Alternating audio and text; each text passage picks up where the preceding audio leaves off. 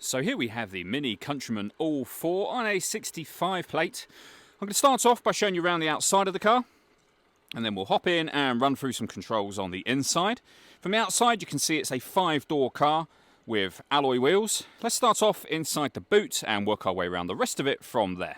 As we approach the back of the car, you can see we have reversing sensors, plenty of boot space as well, along with the 3 individually folding rear seats, should you wish to increase this space even further.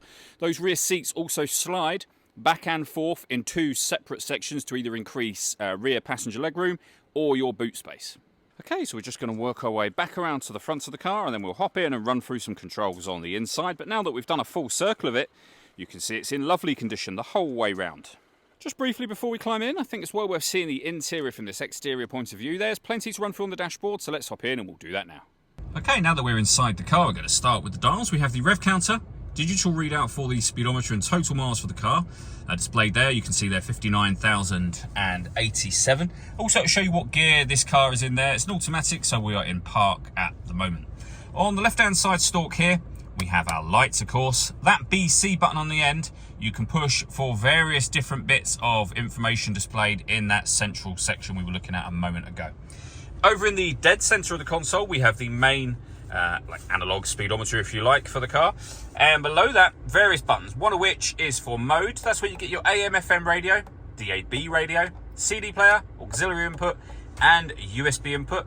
Hit the menu button, and that is where you'll pair your phone. It's also where you can configure the time, temperature, etc. within the car. And you can either access these menus by pressing the button that's beneath the thing you want to access, or turn that dial and then push it in to select whatever it is you want to select. We can also make adjustments the same way to our fader, balance, treble, and bass. As you can see, I can use the dial to do that, or I can press the button and then use the dial, whichever one you prefer. And you can go back to the main menu from here. The main volume for the stereo is that dial on the left-hand side. Below that, we have the CD player.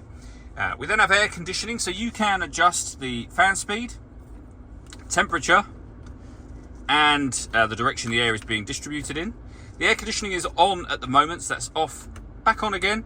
You can recirculate the air that's in the car. It's a great way of heating it up or cooling it down quickly in here, depending on the temperature you set on this right-hand dial here, of course. Beneath that section, we can turn off our traction control.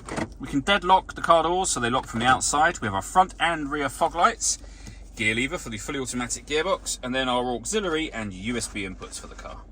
All that leaves me to say is thank you for taking the time to watch this video. If you'd like to come and see the car for yourself and have a test drive, please feel free to give us a call here at Surrey Specialist Cars. We'd love to hear from you soon.